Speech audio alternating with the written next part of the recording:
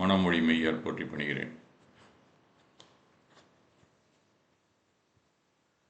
அதிகாலை பிரார்த்தனை வகுப்பிலே கலந்து கொண்டு கடவுள் வாழ்த்து தொடங்கி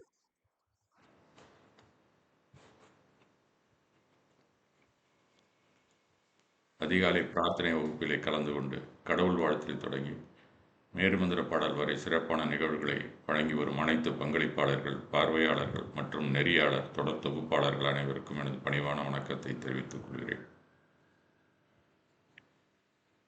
சிந்தனையை தூண்டும் ஒரு கதையை இன்று பார்ப்போம்.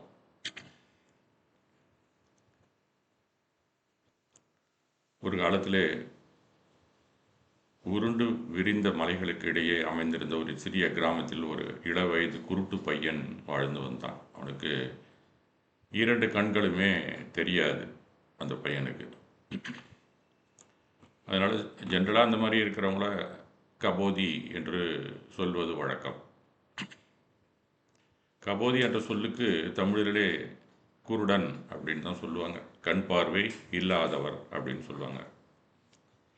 தமிழில் இன்னும் சுத்தமாக சொல்லப்போனால் அறிவீலி அப்படின்னு தான் சொல்லுவாங்க. அறிவு இல்லாதவன் என்று பொருள்படும். அது பேச்சு வழக்கிலையும் இலக்கியத்திலையுமே பரவலாக பயன்படுத்தப்படும் ஒரு சொல்லாக. கண் பார்வை இல்லாதவர்களுக்கு சரியான புரிதல் இருக்காது அப்படிங்கிறது நடைமுறை உண்மை. அவங்க தன்னை டெவலப் பண்ணிக்கலைன்னா அவங்களுக்கு சரியான புரிதல் இருக்காது. ஏன்னா நம்மளுடைய ஆகமத்தில் நம்ம படித்தா கூட தெரியும், சச்சு தரிசனம், சச்சு தரிசனம்னு 2ஆக பிரிக்கிறாங்க. 5 புலன்களில் கண் இருந்ததுனா தான் நமக்கு சச்சு தரிசனம் இருக்கும். இல்லைன்னா சச்சு தரிசனம் மற்ற 5 புலன்கள் வழியாகத்தான், 4 புலன்கள் வழியாகத்தான் நாம் அறிவை உள்ளே கிரகிக்க முடியும். அதனால் பூரண அறிவு கிடைப்பது மிக மிக அரிது அப்படின்னு ஒரு காலத்தில் சொல்லியிருக்கிறாங்க. ஆனால் நமக்கு அந்த பூரண அறிவு 5 புலன்கள் வழியாக கிடைத்திருக்கிறதா என்று தெரியாமலே நாம் அடுத்தவர்களை குறை சொல்வது ஒரு பழக்கம் நமக்கு. அதனால் மற்றவங்களை கண்ணு தெரியாதவங்க அப்படின்னு சொன்னால் அவங்களுக்கு அறிவு இருக்காதுன்னு. 5 புலன் வழியாக நாம் என்ன கிரகிக்கிறோமோ அதோட கூடுதலாக தான் அவங்களுக்கு இருக்கிறது நடைமுறை வாழ்க்கையில். ஏன்னா பூரண அறிவுங்கிறது அது கேவல ஞானமோ இல்லை மனப்பரியா ஞானமோ இல்லை அவதி ஞானமாவது வந்தால் தான். இந்த மதி சுருதி ஞானத்தை வச்சுக்கிட்டு நமக்கு கூடுதலாக இருக்காது. நம்மளை டிக்ளேர் பண்ணிக்கிட்டு நம்ம அவங்களெல்லாம் அறிவியலி அப்படின்னு நாம் சொல்வதாக ஒரு தவறான புரிதல் எல்லா கண்ணு தெரிஞ்சவங்கள்ட்டையும் இருக்குன்னு தான் சொல்லணும். அதனால் கண் பார்வை இல்லாதவர்களுக்கு சரியான புரிதல் இருக்காது. அதனால் விவேகமாக இருக்க இயலாது என்பதாக கருதப்படுகிறது. உண்மையிலேயே அந்த 5th சென்ஸு, அந்த பாக்கி எல்லா சென்ஸ்லேயுமே ஸ்ப்ரெட் ஆகியிருக்குங்கிறது தான் அறிவியல் உண்மையும் ஆன்மீக உண்மையுமே. ஆனால் பூரண அறிவு அப்படின்னு வரும்போது தான் அது வேறுபடும். சாதாரண நம்ம மதிஞானம், சுருத ஞானத்தை பொறுத்த வரைக்கும் அவங்களுக்கு கிட்டத்தட்ட எல்லாமே இன்னும் கூடுதலாகவே இருக்கும். இன்னும் கொஞ்சம் அவங்கள்ட்ட விழிப்புணர்வும் இந்த அலர்ட்னஸ் அப்படின்னு சொல்லக்கூடியது மிக மிக அதிகமாக. நம்ம கொஞ்சம் கவனக்குறைவாக தான் இருப்போம். அவங்க மிக மிக கவனமாக இருப்பார்கள். சில இடத்துல அவங்க நம்மளை வழி நடத்துவார்கள் என்கின்ற உண்மையையும் நாம் தெரிந்து கொள்ள வேண்டும். அந்த மாதிரி கூடவே இருந்து பழகினீங்கன்னா உங்களுக்கு தெரியும், கண் பார்வை இல்லாதவர்களுக்கு நம்மளை விட அந்த எச்சரிக்கை உணர்வு அதிகமாக இருப்பதை நீங்கள் பார்க்கலாம். போதி என்றால் அறிவு என்று பொருள். சாதாரணமாக கபோதி அப்படின்னு சொன்னோம்னா அறிவுன்னு பொருள். ஏன்னா புத்தர் கூட எங்கே பூர்ண அறிவை பெற்றாரோ அந்த இடத்துக்கு பேர் தான் போதி மரம். அந்த மரத்துக்கு பேரே போதின்னு வச்சுட்டான். போதினா அது உற்ற அறிவு பெற்ற இடம் அவருக்கு. அதனால தான் போதி மரம்னு அந்த மரத்துக்கு பேர். ஆனால் அரச மரம் தான் அவர் இருந்தது அந்த நேரத்தில். அந்த மரத்துக்கு பேரே போதி மரம் அப்படின்னு வச்சுட்டாங்க. கயாலங்கிற இடத்துல இருக்கிறது இப்போதும்.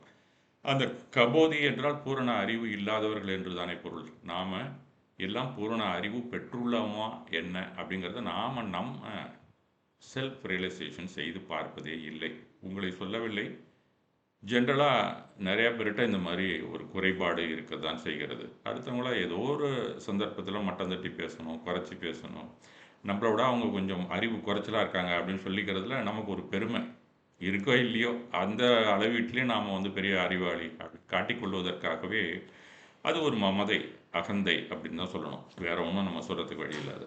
அந்த மாதிரி பெரும்பாலான கண்ணு தெரிஞ்சவங்க எல்லாருக்குமே அந்த ஒரு ஆணவம் இருப்பதாகத்தான் பல கதைகளிலே எடுத்து கூறுகிறார்கள். இருந்தாலும் நாம் கண் குருடனாய் இருப்பவர்களை கபோதி என்று சொல்லி நம்மை உயர்வாக காட்டிக்கொள்வதில் ஒரு பெருமை நமக்கு எல்லாமே.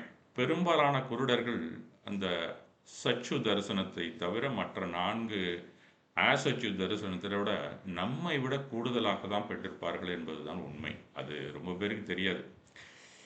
அது கண்ணு தெரியல அப்படின்னு நம்ம சாதாரணமாக அவங்கள எடை போட்டு விடுகிறோம். கதையிலே வந்த இந்த குருட்டு சிறுவன் கண் பார்வையற்றவன் என்றாலும் அவனிடம் ஒரு அபூர்வ வரம் இருந்தது, அவன் கபோதியாய் இருந்தாலும் கூட அப்படிங்கிறத அந்த கதை நமக்கு எடுத்து கூறுகிறது.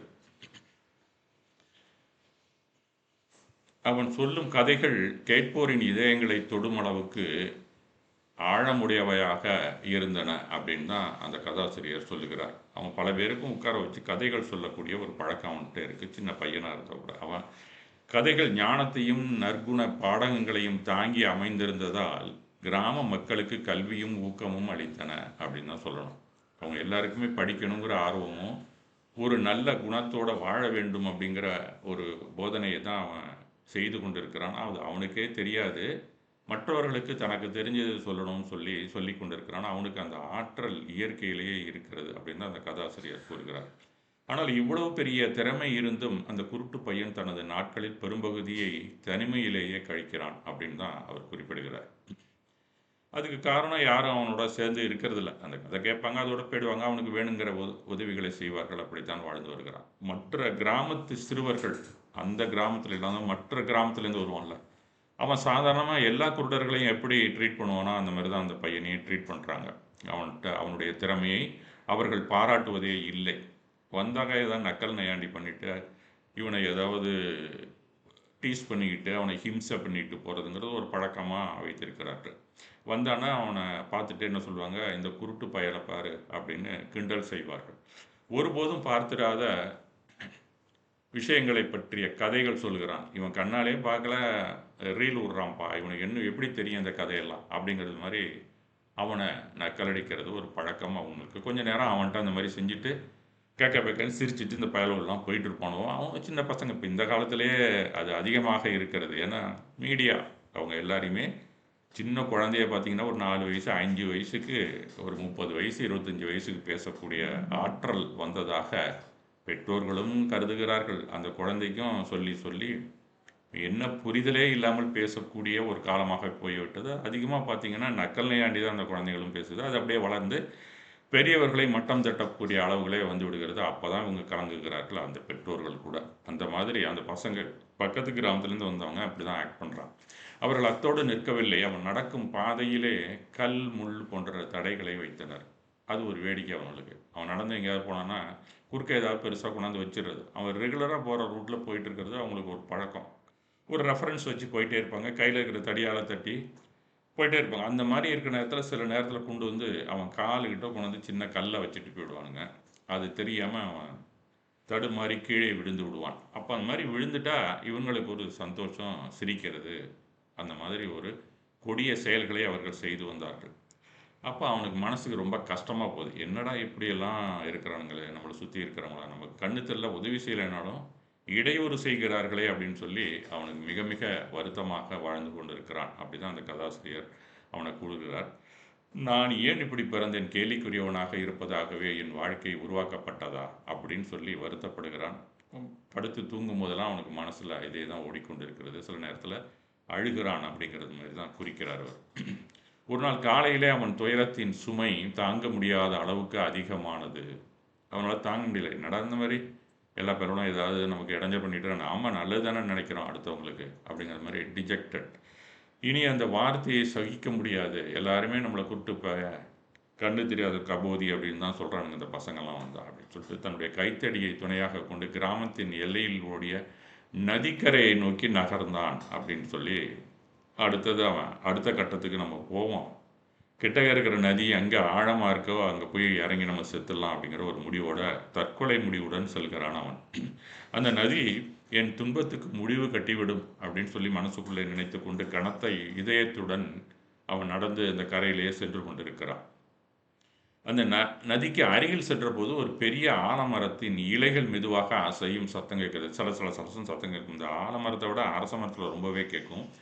அது நீங்கள் கிட்டக்க போனீங்கன்னா சில சலசலன்னு சத்தம் கேட்கும். சில பறவைகளின் ஒலிகளும் கேட்கும். அதனால் அங்கே ஏதோ ஒரு பெரிய மரம் இருக்கிறது அப்படின்னு சொல்லி அந்த பையன் உணர்ந்து கொள்கிறான். அவன் அந்த பெரிய கிளைகளின் கீழே என்ன இருக்குன்னு சொன்னால் அந்த சத்தம் கேட்ட இடத்துல ஆக்சுவலாக அங்கே ஒரு துறவி அமர்ந்திருக்கிறார். அங்கே அவர் வந்து ஒரு அரக்கு நிற ஆடையிலே ஒரு துறவி ட்ரெஸ்ஸு ஃபுல்லாக கவர் பண்ணிக்கிட்டு ஆழ்ந்த தியானத்தில் அமர்ந்திருக்கிறார். அவன் கிட்டக்க வர வர ஏதோ ஒரு சந்தடி வருதா, இல்லை ஏதோ ஒரு உணர்வில் அவர் கண் திறக்கிறார். அந்த துறவி சிறுவனின் கலங்கிய மனதை உணர்ந்தார். என்னடா இவ்வளோ கஷ்டமாக இருக்கிறவங்கள இருக்க இவன், கண்ணு தெரியல, இவனை எல்லாருமே ஏதோ ஒரு வகையில் இம்சப்படுத்தியிருக்கிறாங்க அப்படிங்கிறது மாதிரி அவர் உணர்கிறார். தம்பி இங்கே வா அப்படின்னு சொல்லி மென்மையாக அவனை அழைக்கிறார். உன் இதயத்தில் பெரும் கலக்கம் இருப்பதை உணர்கிறேன், இங்கே வந்து என் அருகில் உட்கார் அப்படிங்கிறது மாதிரி சொல்கிறார். அவனும் ஏதோ ஒரு ஆதரவான ஒரு வார்த்தையை கேட்கிறான். ஒரு அக்கறையாக யாரோ ஒருத்தங்க நம்மளை கூப்பிட்றாங்களே அப்படின்னு சொல்லி மனம் மகிழ்கிறது உள்ளுக்குள்ளே. இருந்தாலும் அவனுக்கு அழுகை பீறிட்டு கொண்டு வருகிறது. அந்த குரலிலே வெளிப்பட்ட அன்பு நீண்ட நாட்களாக அவன் கேளாத ஒன்று அப்படின்னு தான் சொல்லுகிறார். அதிர்ச்சி அடைந்த அவன் மெதுவாக துறவி அருகில் வந்து அமர்ந்தான். அவன் கையில் இருந்த கைத்தடி நடுங்கி கொண்டிருந்தது. அவ்வளோ ஒரு மனசில் ஒரு கஷ்டம் அவனுக்கு. குலுங்கி குலுங்கி அழுதுகிட்டு இருக்கான். அதுவும் அவர் கூப்பிட்டு அவனோட தோளில் அந்த அன்பாக அவனை அரவணைக்கிறாரே. அப்போது குழந்தையே, உன் ஆன்மாவை இவ்வளவு இருளாக்கியது என்ன அப்படின்னு ஒரு கேள்வி கேட்குறார். உன்னுடைய அறிவை யார் இவ்வளோ குருட்டுத்தனமாக மாற்றினது? உனக்கு கண்ணு தான் குருடாக இருந்தது. உன்னுடைய அறிவு, ஆன்மாங்கிறதை ஒரு அறிவை குறிப்பிடுகிறார். ஏன்னா ஆன்மா தான் அறிவின் சிகரம். அதுதான் அறிவுங்கிறதே அதற்கான சைதன்யம் தானே. அவர் அந்த மாதிரி கேட்குறாரு, உன் அறிவை இருளாக்கியது எது அப்படின்னு சொல்லி கேட்குறாரு. அதுக்கு ஏன்னா அவன் இறக்கிறதுக்காக போகிறான் என்பதை அவர் உணர்ந்து கொள்கிறார். அப்போது அணை உடைந்த நீர் போல சிறுவனின் மன வலி வெளியேறியது. தன் குருட்டுத்தன்மை பயனற்றதாக தோன்றிய தனது திறமை மற்ற சிறுவர்களின் கொடூரமான கேலி உயிரை மாய்த்து கொள்ள எடுத்த முடிவு அனைத்தையும் அவன் தழுதழுத்த குரலில் கூறினான். கண்ணீர் அவன் கன்னங்களில் வழிந்தன அப்படின்னு சொல்லி அவர் அவனுடைய சோகமான அந்த முடிவுக்கு காரணத்தை எடுத்து கூறுகிறார் அந்த கதாசிரியர். நான் பயனற்றவன் தானே சாமி, என் குருட்டுத்தன்மை ஒரு சாபம், ஆசீர்வாதம் இல்லையே அப்படின்னு சொல்கிறான். துறவி கருணையுடன் கேட்டுக்கொண்டிருந்தார். பின்னர் புன்சிரிப்புடன் மெதுவாக பேசத் தொடங்கினார். குழந்தையே, நான் உனக்கு ஒரு கதையை சொல்கிறேன். அதன் அர்த்தத்தை நீ மற்றவரிடம் ஆழமாக புரிந்து கொள்வாய். நான் சொல்ல சொல்ல மற்றவங்க எல்லாம் ஏன் இப்படி நடக்கிறாங்கங்கிறத நீ புரிந்து கொள்வாய் அப்படின்னு சொல்லி துறவி அவனுக்கு ஒரு கதையை அந்த கதைக்குள்ளே ஒரு கதையாக அவர் வடிக்கிறார். ஒரு அடர்ந்த காற்றில் பல மரங்கள் வளர்ந்திருந்தன. அந்த உயரமான நேராக வளர்ந்த அழகாக காணப்பட்டன. அந்த மரத்தில் அங்கே இருக்கக்கூடிய பைன் ட்ரீஸ் மாதிரியான, அது வந்து ஒரு மேடு பள்ளமான ஒரு மலை பிரதேசம். அது ஏன்னா நெருங்கிய மலைகள் அதிகமாக இருந்த ஒரு கிராமங்கிறதுனால அங்கே எல்லாமே பைன் ட்ரீஸ் மாதிரி எல்லாம் உயரமாக நெடுஞ்சிருந்த இந்த யுகாலிப்டஸ் மரம்லாம் இருக்கும், நீங்கள் பார்த்துருக்கலாம். அப்படின்னா செம்மரம் இருக்கும். எல்லாமே உயரமாக தான் போகும். கீழே வந்து நிறைய கிளைகள் இருக்காது. அந்த மாதிரி இருக்கக்கூடிய மரங்கள் தான் அங்கே அதிகமாக இருக்கும். அது நேராக வளைந்து அழகாகவும் காணப்பட்டன. வானை தொடும் அளவுக்கு தூண்களைப் போல நின்று கொண்டிருந்தன அப்படின்னு சொல்லி அவர் வர்ணிக்கிறார். இவற்றுக்கிடையே ஒரு மரம் மட்டும் வேறுபட்டதாக தெரிந்தது. அதன் தண்டு வளைந்திருந்தது. கிளைகள் முறுக்கியபடி திருகி போயிருந்தன அப்படின்னு சொல்லி அதை சொல்கிறார். அது எப்படி இருந்தது நடுப்புற அது அப்படின்னு சொல்லிட்டு. அந்த மாதிரி அந்த ஒரு மரம் மட்டும் வித்தியாசமாக நடுப்புற இருந்தது. பாக்கி எல்லாமே பைன் ட்ரீஸ் எல்லாமே நல்ல நெடுதுயர்ந்து நேராக வளர்ந்திருந்தன அப்படின்னு சொல்லி அவர் கூறுகிறார். மற்ற மரங்கள் இருக்குல்ல, சுற்றி இருக்கக்கூடிய நேரான மரங்கள் தினமும் அந்த வளைந்த மரத்தை நோக்கி கேலி செய்து கொண்டிருந்தன அப்படின்னு சொல்கிறார். எங்களை பாரு, எங்களுக்கு எவ்வளோ உயரமாக அழகாகவும் நாங்கள்லாம் இருக்கிறோம். உன்னை யாரும் பார்க்க விரும்ப மாட்டார்கள். நீ வளைந்தும் சீரற்றதுமாய் இருக்கிறாய். இந்த காட்டுக்கே பெரிய அவமானம் நீ ஒரு ஆள் நடுப்புற இருக்கிறது தான் அப்படின்னு சொல்லி எல்லாருமே அவனை கேலி பேசிக்கிட்டு அவனை வெறுக்கவும் தொடங்குகிறது சுற்றி இருக்கிற மரங்கள் அப்படின்னு சொல்கிறார் அவர். அந்த வளைந்த மரம் ஆழ்ந்த துயரத்தில் மூழ்கியது. மற்ற மரங்களைப் போல அழகாகவும் பயனுள்ளதாகவும் இருந்திருக்க வேண்டும் நாமும் தான் அப்படின்னு சொல்லி அது தன்னைத்தானே வருத்தி கொண்டு அழுது கொண்டிருந்தது அப்படின்னு தான் சொல்கிறார். அவ்வாறு வளர வேண்டி ஏங்கியது. நானாவா நினச்சேன், இந்த இயற்கையே என்னை அப்படி படைத்திருக்கிறது. நான் ஒன்றும் அந்த மாதிரி வளரணும்னு நினைக்கலையே, எனக்கு ஏன் இந்த மாதிரி ஒரு சாபக்கேடு என்னுடைய வாழ்க்கையில் இருக்கிறது அப்படின்னு சொல்லி அந்த மரம் ஆழ்ந்த துயரத்திலே மூழ்கி இருந்தது. நான் ஏன் இவ்வளவு வேறுபட்டவனாக இருக்கிறேன் அப்படின்னு அடிக்கடி அது நினைவூட்டி கொண்டே இருந்தது வருத்தத்தின் எல்லையிலே அப்படின்னு சொல்லி எழுதுகிறார். ஒரு நாள் அந்த மனிதன் மரம் வெட்டும் ஆட்களுடன் அந்த காட்டிற்கு வந்தான். ஒரு நாள் ஒரு மனுஷன் வர்றான். அந்த காடை வந்து பார்க்குறான்.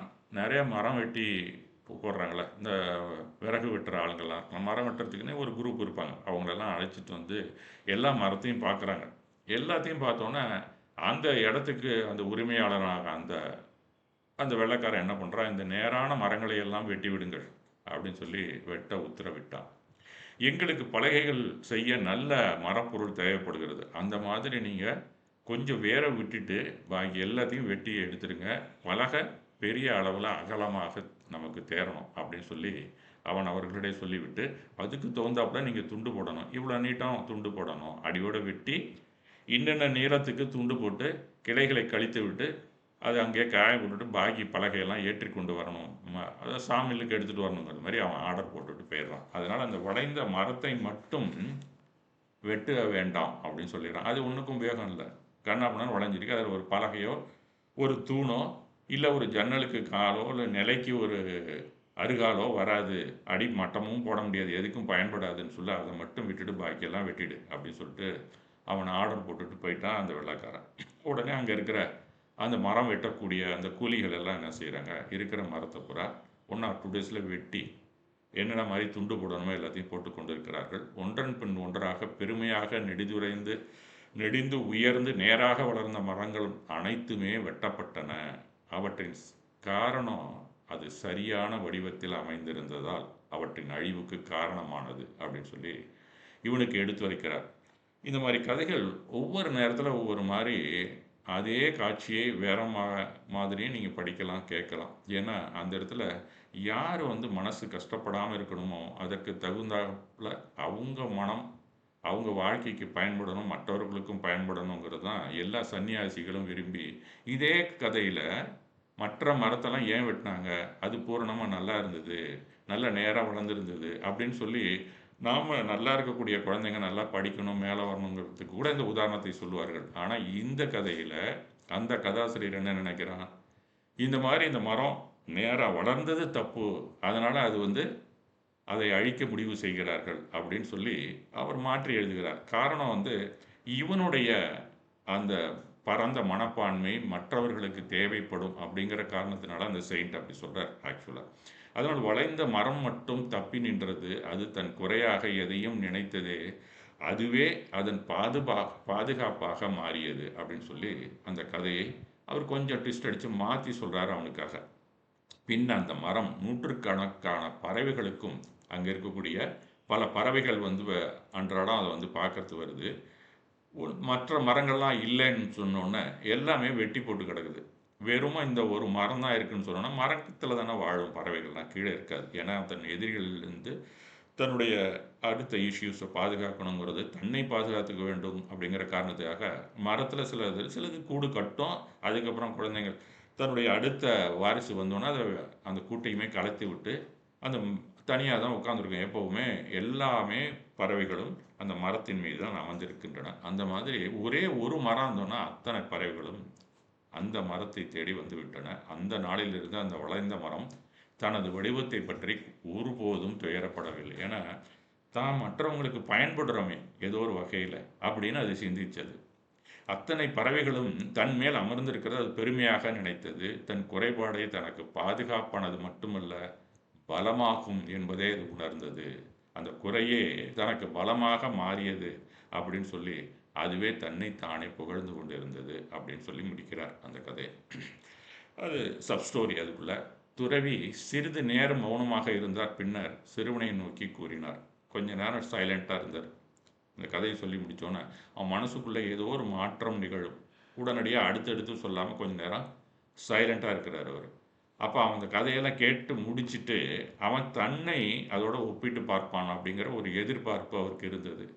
உடனே அவர் சொல்றாரு, "இப்போது புரிகிறதா? நீ உன்னை இந்த வளைந்த மரமாக பார்க்கிறாய். ஆனால் அந்த மரத்தைப் போலவே நீ குறையாக நினைக்கிற குருட்டு அம்சம் உன் மிகப்பெரிய பலமாக இருக்கலாம்." அப்படின்னு சொல்லி அவனுக்கு ஒரு ஆறுதலை மட்டுமல்ல, ஒரு பலத்தையும் அவனுக்கு கூட்டுகிறார் அப்படின்னு தான் சொல்லணும். இதுதான் உன்னுடைய பலமே. மற்றவங்கள விட உனக்கு குருட்டுத்தன்மையா இருக்கிறது அவர்களோட உயர்வான ஒரு ஸ்தானத்தை தான் உனக்கு கொடுக்குது. உயர்வான ஒரு பிளேஸ் தான் உனக்கு கொடுக்குது. நீ அதை தலைகீழாக நினைத்துக் கொண்டே உன்னை அழிக்க முனைந்தாயே அப்படிங்கிற மாதிரி அவர் சொல்லி முடிக்கிறார். ஆனால் சாமி அப்படி சொல்றான், எனக்கு பார்வையே இல்லை, அது எப்படி பலமாகும் அப்படின்னு அடுத்த டவுட் அவன் கொஞ்சம் ரைஸ் பண்ணுறான். அதுக்கு ஒரு சில விஷயங்களை சொல்கிறார் அவர். நீ கதைகள் உருவாக்கும் போது என்ன பார்க்கிறாய் அப்படின்னு கேட்குறாரு. நீ கதையை சொல்றியே, நீ இது வரைக்கும் என்ன பார்த்துருக்க அப்படின்னு கேட்குறாரு. சிறுவன் சற்று நேரம் யோசித்தான். நான் இதயத்தால் பார்க்கிறேன் அப்படின்னா என்ன அர்த்தம்? மற்ற அவயங்களின் வழியாக சுற்றி இருக்கக்கூடிய சூழ்நிலையை நான் உணர்கிறேன். யார் யாரை என்ன பேசுகிறாங்களோ அதை நான் காதால் கேட்குறேன். அவங்க பேசுகிறத வச்சு சுற்றி இருக்கக்கூடிய பொருள்கள்லாம் எப்படி இருக்கிறது, இன்னும் வண்ணங்கள் கூட அவங்களாம் சொல்லுவாங்க, இது பச்சையாக இருக்குது, இது ப்ளூவாக இருக்குது அப்படின்லாம் சொல்லுவாங்க. இதையெல்லாம் மற்ற அவயங்கள், மற்ற 4 அவயங்களின் வழியாக நான் உணர்கிறேன். உணர்வுகளையும் வாழ்க்கை பாடங்களையும் வெளிப்புற தோற்றத்திற்குள் இருக்கும் உண்மையை நான் பார்க்கிறேங்கிறான். ஏன்னா அவங்க என்ன சொல்லுவாங்கன்னு கேட்டிங்கன்னா, கண்ணால் என்ன பார்க்குறாங்களோ அதை தான் மற்றவங்கள்ட்ட சொல்லுவாங்க, இவன்கிட்ட கண்டிப்பாக சொல்லுவாங்க.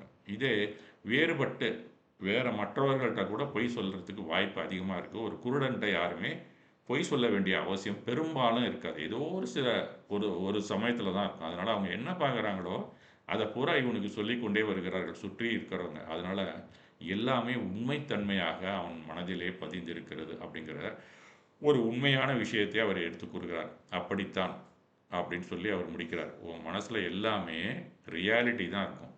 அன்ரியல் அப்படிங்கிற ஒரு போர்ஷனை விர்ச்சுவலாக எதுவுமே இருக்குன்னு நீ நினச்சிட்டு இருக்க, எல்லாமே ரியல் பிக்சர் தான் உன் மனசில் இருக்குது. என்ன நீ நுகர்ந்தாயே அத்தனை பர்செப்ஷனுமே real perception. You have reality on your mind அப்படின்னு அவர் சொல்லி முடிக்கிறார். அப்படித்தான் அந்த துறவி மகிழ்ச்சியுடன் சொன்னார். உன்னை கேலி செய்கிற அந்த பையன் யார் யாரெல்லாம் கூட்டமாறாங்களோ அவனை வெளிப்புறத்தை மட்டுமே பார்க்கிறார்கள். ஒவ்வொருத்தரும் ஒவ்வொரு மாதிரி நுகர்கிறார்கள்.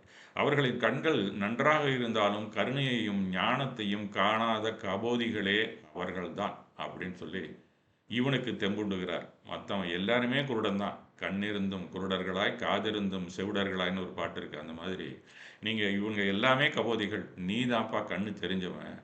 ஆனால் உனக்கு இருக்கிற அந்த ஞான கண்களால் அவனால் பார்க்க முடியாது அப்படிங்கிறதையும் அவனுக்கு உறுதியாக எடுத்து கூறுகிறார். கபோதியாய் தோற்றத்தில் இருந்தாலும் போதித்துவம் நிறைந்தவனாய் நீ வாழ்கிறாய் அப்படின்னு சொல்கிறார் கடைசியில். அதனால்தான் உன் கதைகள் எல்லோருடைய இதயங்களையும் தொடுகின்றன அப்படின்னு சொல்லி முடிக்கிறார்.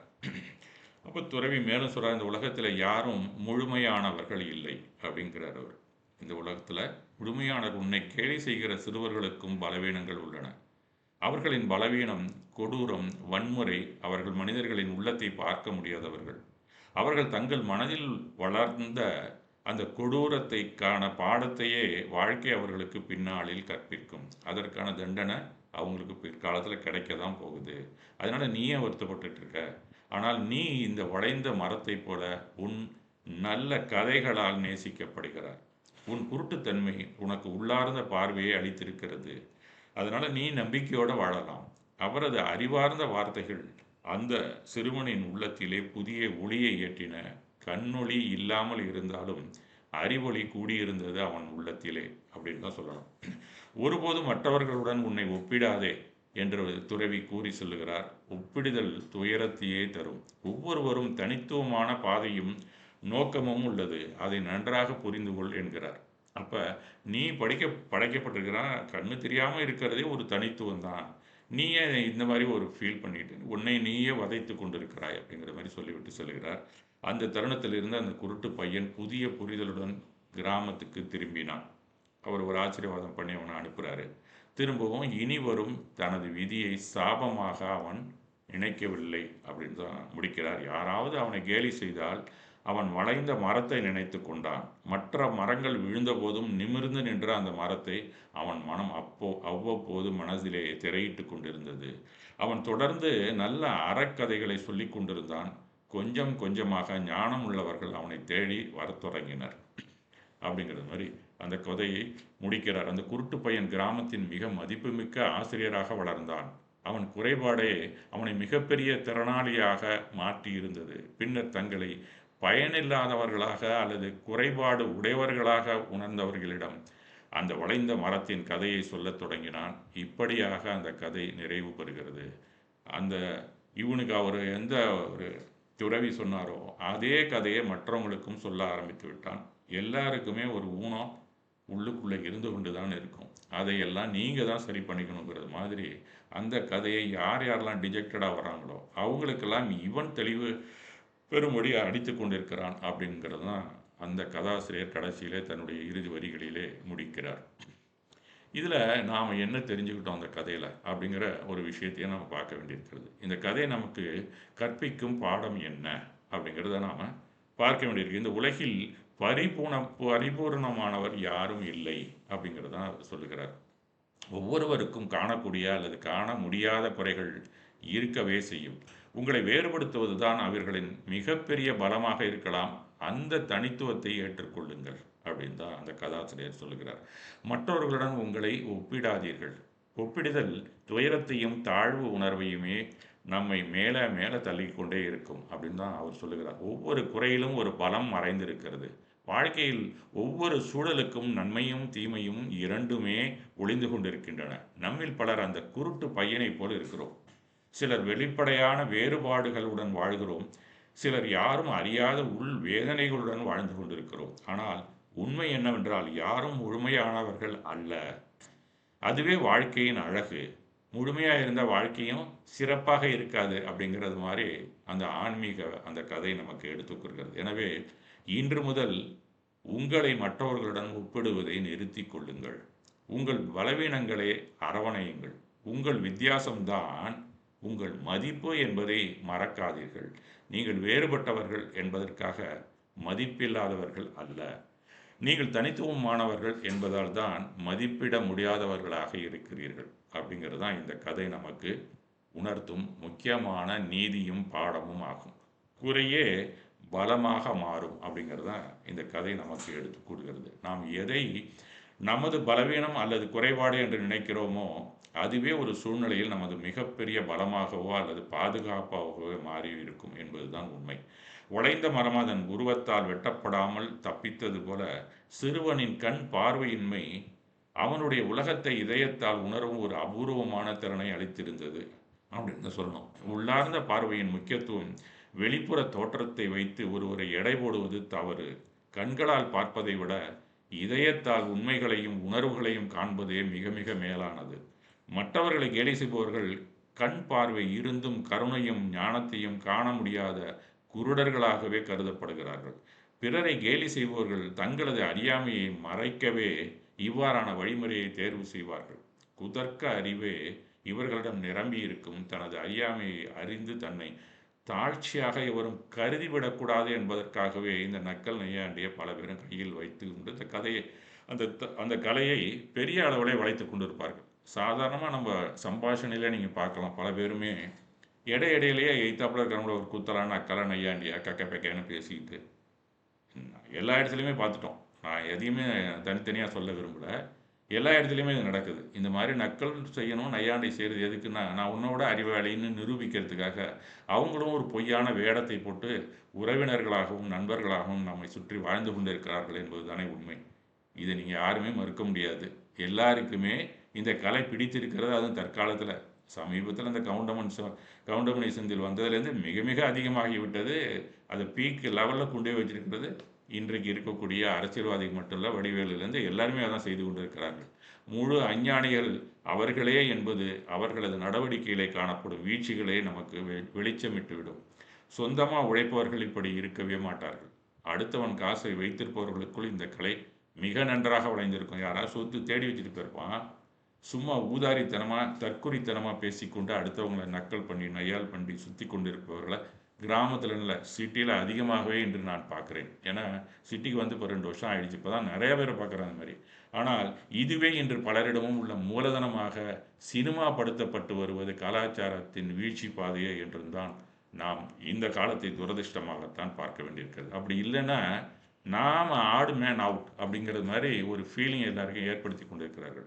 அடுத்தவங்களை ஏதாவது வகையில் மட்டம் தட்டினா தான் நம்ம புத்திசாலி அப்படிங்கிறது தான் இன்றைய கலாச்சாரமாக இருக்கிறது. நாம் அதை விட்டு வெளியில் வந்தால் தான் நாமளே கபோதியாக இல்லாமல் போதியை நோக்கி நகர்வோம் என்பதே இந்த கதை நமக்கு எடுத்து கூறுகிறது. இது மாதிரி நிறைய கதைகள் பழைய காலத்துலேருந்து இருக்கிறது. இதுக்கு ஒத்த கதைகள் அப்படின்னு சொல்லி பார்த்தா நம்மளுடைய சனத்குமார சக்கரவர்த்தியோட கதையை நீங்கள் படித்தீங்கன்னா கிட்டத்தட்ட இந்த மாதிரி அவருக்கும் ஒரு டெஃபிஷியன்சி இருக்கும் வாழ்க்கையில். அதன் பிறகு அவர் வந்து சக்கரவர்த்தியாக இருந்து பிற்காலத்திலே அவர் வீடு பேர் எழுதுவதாக அந்த கதை வந்திருக்கும். நீங்கள் சனத்குமார சக்கரவர்த்தி கதை அப்படிக்கலாம். அது மாதிரி அஷ்டவக்கரர் கீதை அப்படின்னு சொல்லி ஒரு கீதையே இருக்குது. அந்த அஷ்டவக்கரங்கிறவரே அந்த கீதையை எழுதியிருக்கிறார். அது வித்தியாசமான அந்த கீதா உபதேசம். அது அவருக்கு உடல் அஷ்ட கோணத்தில் இருக்கும், பார்க்குறதுக்கு அசிங்கமாக இருக்கும். அவர் ஒரு சமயத்தில் வந்து அவர் பெரிய சாஸ்திரியாரோட குழந்தை தான் அந்த அஷ்டவக்கரங்கிறவர். அந்தவருடைய கதையும் கிட்டத்தட்ட இதே தான். இதெல்லாம் புராண கதைகளையும் நிறையா வந்து கொண்டு இருக்கிறது. இது இப்போ வெளிநாட்டில் அவங்க பாணியில் ஆங்கிலத்திலே இந்த கதையை எழுதியிருக்காரு. சூர்தாஸ் கதை கூட இந்த மாதிரி தான் இருக்கும். இந்த கதை அமைப்பை போலே இந்த புராண கதைகளும் வெளிப்புற குறைகள் ஒருவரின் உள்ளார்ந்த திறமையை தடுப்பதில்லை என்பதையும் ஒப்பிடுதல் கூடாது என்பதையும் வலியுறுத்துகின்றன. மீண்டும் ஒரு நாள் நாம் வேற ஒரு சப்ஜெக்டில் பார்க்கலாம். மிக்க நன்றி.